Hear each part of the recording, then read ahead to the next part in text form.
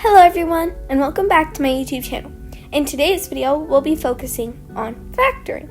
Now, with factoring, it's also important that you know the FOIL method, so watch one of my previous videos just so that you can figure out that before we dive into this video. But without further ado, let's head on straight into this video.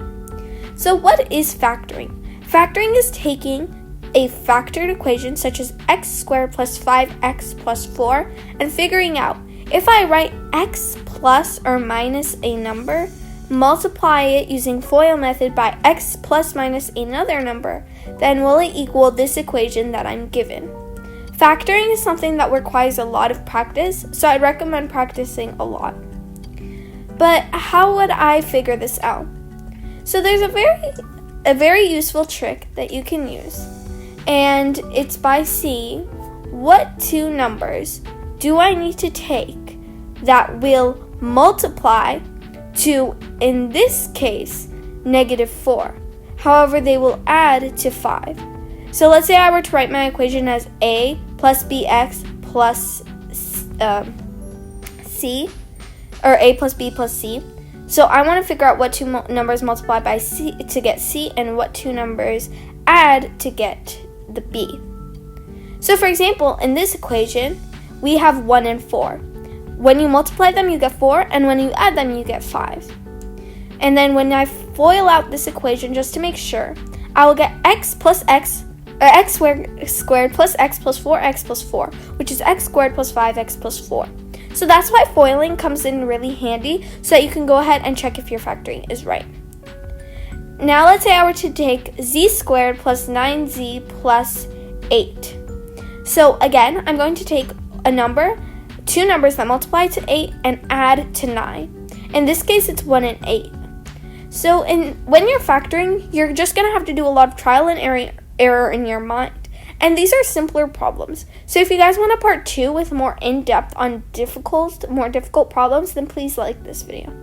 But anyways, then we'll write x plus 1, or z plus 1 in parentheses times z plus 8. And when we FOIL it, we get z squared plus 8z plus z plus 8, which is z squared plus 9z plus 8, which is the equation that we're looking for, so we know that we factored it correctly. Let's do another equation. Let's say we have n squared plus 10n plus 21. So what two numbers multiply to 21 and add to 10? So in this case, it'll be 7 and 3. If we look at it, so this is a very simple way, just having these little two lines on the side and thinking about it in your mind and then seeing, does this make sense?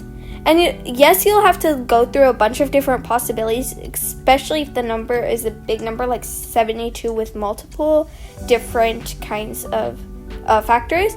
However, when you find it, you'll be able to know by testing out the FOIL. Now let's do another one. A squared plus 20a plus 36.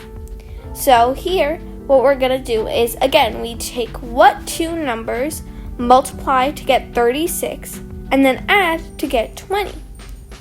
And in this case, those two numbers are 2 and 18. They multiply to get 36 and add to get 20. So we have a plus 2 and a plus 18, both in parentheses, as our factored version.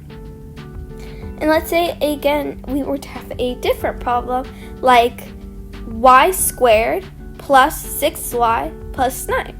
So then we do the same exact thing. What two numbers multiply to get 9 and add to get 6? And those numbers are 3 and 3, so we get y3 times y plus 3.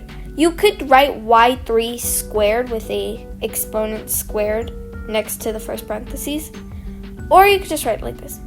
Now for the next one, we're going to have to think a little differently, because we have -4 this time. And -2 and -2, they equal 4 when multiplied. And when added to each other, they equal -4. So you have to make sure you pay attention to the signs, because the signs can easily tell you, are my answers going to be, am I going to have a negative number, or am I going to have a positive? So sometimes you'll have to think outside the box in that way. So let's try another one with negatives. T squared minus 14t plus 49. So again, it will be -7 and -7. So as you can see, they multiply to get 49, and and they subtract and add to get to negative 14. So our answer will be t minus 7 squared, or you can write t minus 7 times t minus 7.